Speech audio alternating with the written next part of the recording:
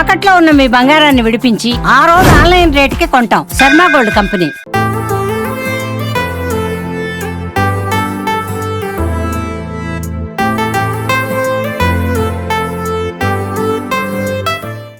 ఏదైతే ఈ forest to PVKN road అయితే ఉందో ఇది ఇప్పుడే మన కలెక్టర్ గారు చెప్పినట్టు అందరి కృషితో, ముఖ్యంగా కలెక్టర్ గారు ఫండ్ మేనేజ్మెంట్ విషయంలో ఫండ్స్ లేకపోయినా కూడా రోడ్డుని ఎలా వేయాలి, అభివృద్ధి ఎలా చేయాలి అని ఒక గైడ్ లైన్స్ ఇచ్చి మున్సిపల్ కమిషనర్ గారికి కావచ్చు, పంచాయతీ రాజ్ అధికారులకు కావచ్చు, అలాగే మాతో పాటు కూడా డిస్కస్ చేసి ఏవైతే ఇంపార్టెంట్ లాంగ్ పెండింగ్ ఉన్న రోడ్లు కావచ్చు, ప్రజలకి చాలా ఇబ్బందికరంగా ఉండే ఆ కట్టమంచి సాంబయ్య ఖండిక రోడ్ని కూడా 1కి 4 సార్లు ఎక్కడెక్కడ ఫండ్స్ ఉన్నాయో చూసి వారి దగ్గర నుండి కూడా అనుకూలంగా ఎంత ఉంటే అంత ఇచ్చి ఇమ్మీడియట్గా మరమ్మతులు చేయమన్నారు.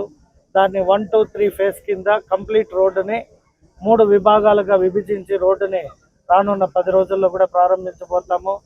అలాగే ఇంకా అనేక సమస్యల పట్ల, ముఖ్యంగా మన చిత్తూరులో అయితే అభివృద్ధి అంటే 30 సంవత్సరాలుగా రోడ్స్ కానీ, కాలువలు కానీ, రోడ్ వైడనింగ్స్లో కానీ మనం వెనకబడ్డాము. కంపారిజన్ చేసుకుంటే అనంతపురం, నెల్లూరు, కడప, ఒంగోలు, కర్నూలుతో చూస్తే ఎక్కడ కూడా చిత్తూరు పట్టణంలో రోడ్ వైడనింగ్స్ కాలేదు.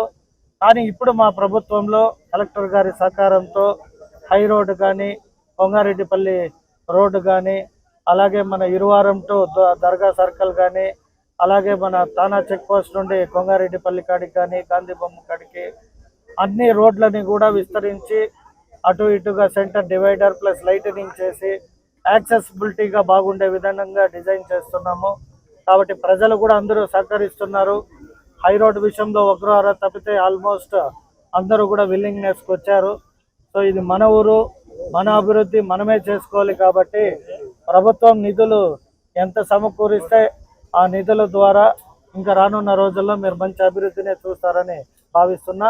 ఈ రోడ్డు కూడా ఎవరైతే ఆ పిల్లవాడు ఆ రోజు మరణించాడో వారి తల్లి ఇంకా రికవరీ కాలేదు, హాస్పిటలైజేషన్లోనే ఉంది.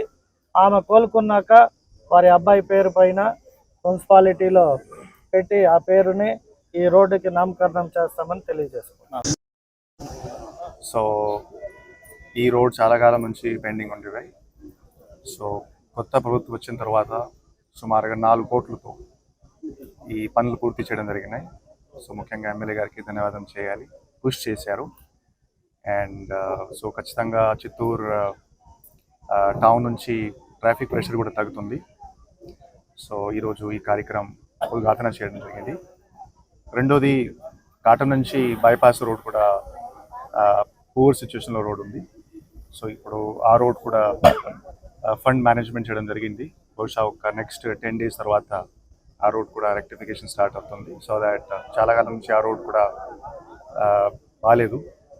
సో అదేవిధంగా ఇంకా ఒక 3 నుంచి 4 రోడ్స్ ఉన్నాయి. సో ఈ మున్సిపాలిటీలో ఒక ప్రాపర్గా ఫండ్ ఎక్స్పెండిచర్ ఎట్లా జరగాలి, సో జనాలకి ఏమేమి ప్రయారిటీస్ ఉన్నాయి, ఆ జనాల ప్రయారిటీ పరంగా మనం వెళ్తున్నాము.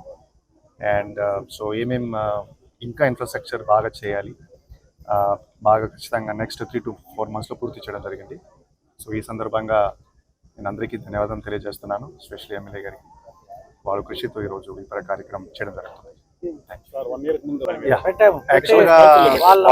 రికవరీ అయిన తక్షణం ఆ రోడ్ పేరుతో వాళ్ళ వైఫ్ తో ఓపెన్ చేయాలి. యాక్చువల్లీ వాళ్ళు రీహాబిలిటేషన్ కోసం మనం ప్రయత్నం చేస్తున్నాము. ఆల్రెడీ సీఎంఓకి 5 లక్షలు రాయడం జరిగింది. 1 లక్ష రూపాయల చెక్ కూడా మన ప్రభుత్వం నుంచి ఇవ్వడం జరిగింది. అదే బాధాకరంగా ఇష్యూ. బేసిక్లీ అటువంటి ఇష్యూ మళ్ళీ జరగకూడదు. దీనివల్ల అందరికి చెప్తున్నాము హెల్మెట్ వేయాలి, కానీ ఎవరు హెల్మెట్ వేయరు. బేసిక్లీ అదే మెయిన్ సమస్య. ఇప్పుడు హెల్మెట్ వేస్తేనే, ఇప్పుడు చూస్తే చిత్తూరు జిల్లాలో చూస్తే ప్రతి సంవత్సరం 300 డెత్స్ జరుగుతున్నాయి. చిత్తూరు అంటే మొత్తం కంట్రీలో చూస్తే 100 జిల్లాలో ఒక హై యాక్సిడెంట్ ప్రోన్ జోన్లో వస్తుంది. ఎందుకంటే ఇంటర్ బార్డర్ డిస్ట్రిక్ట్స్ ఉన్నాయి. సో ఏమేమి ఫ్యామిలీకి మనం సాయం చేయగలుగుతాం అది ట్రై చేస్తున్నాం.